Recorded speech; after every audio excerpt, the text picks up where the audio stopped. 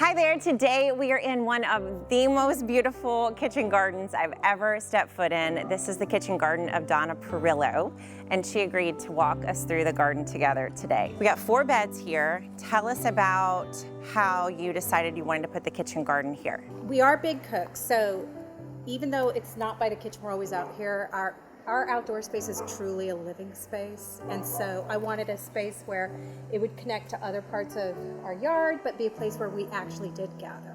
I love it. And you went big. You know, sometimes when we first start with a gardener, they just want like one little bed. I'm ready to go bigger. Are you? Yeah, I want more. Are you serious? Yes, So what pushed you to say, you know, I don't want to just start with 1 bed, I want to start with 4 big beds? We're in Texas. Go big or go home.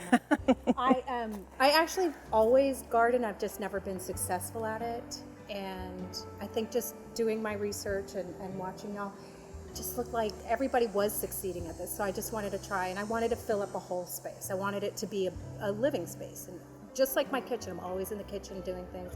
So I wanted it to be big on purpose. I love that. You know, I hear a lot of gardeners teach people, and they say, if you're just starting out, just start small. And I actually argue the opposite, that if you just start small, it's actually not entertaining enough to keep you engaged. But if you have something this big, it's like, okay, like I have a responsibility to the garden, and there's so many things growing and that you can come out and harvest. It really can make it part of your everyday life so much faster than if it's small. And it becomes a commitment, and it makes you more committed. Every day I can come out and get something.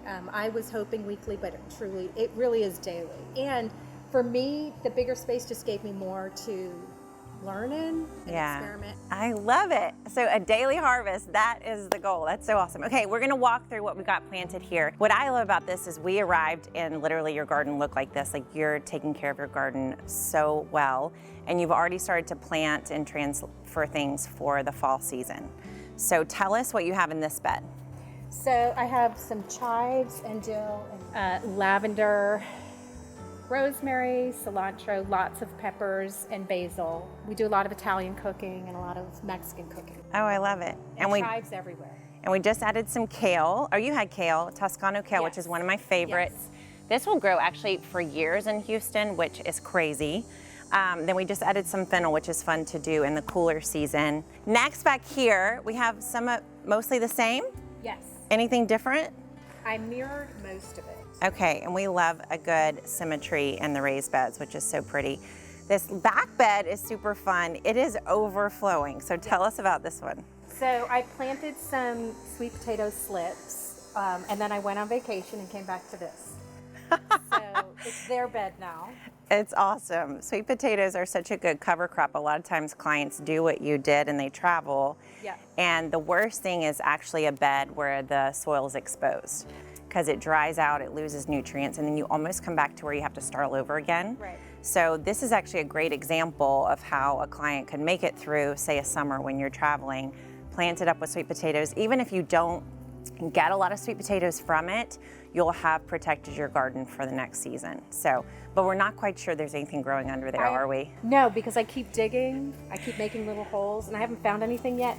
But it's still fun, and it still looks nice and healthy. So. And I just showed Donna the fact that you actually can eat these leaves. Not everybody likes the flavor, but it is great to put in smoothies, salads. It is edible. You know, questionable whether you like the taste, but you can eat it and you won't die. Okay, and then this back bed, tell us about this one. So more herbs, broccoli, peppers, basil. I'm obsessed with peppers. I did plant tomatoes, so we'll see if I have success with that as well. Yeah, tomatoes are so fun in Houston where we get 2 seasons. We get to do spring. How do they do for you in the spring? They were great. I mean, they were overflowing. Right here? Yes. Oh, how awesome. Well, I don't know about you, but when I first started gardening in Houston, I tried to buy a tomato in June. And we've heard from so many people who are like, I can't even grow tomatoes here. And I'm like, well, if you're doing it when Lowe's or Home Depot are selling it, then probably not the right time of year. But the easier one is the spring tomato. And then the fall is one where we're not sure how many tomatoes we'll get, but we'll get at least a few. And then, you know, before you turn around, it's time to plant them again at Valentine's Day. So. And this is my first time in the fall, so I'm excited. Oh, that's awesome. Okay, so give us your best gardening tip. before we end our tour? Well, for me, the best gardening tip is to be in the garden. I mean, it's part of my daily routine now. So I love it. Be a gardener. If you want to be a gardener, just go in the garden. Yeah, just step Just do it. outside and This is literally part of my daily routine now. So I love it. I love it. Well, thank you for gardening with us, and thank you for taking us on a tour. I appreciate it. Thanks for watching, and thank you for bringing back the kitchen garden with us. If this doesn't inspire you to dig in, plant something, and go for it, I give up. I just do. I give up. Thanks again. Bye.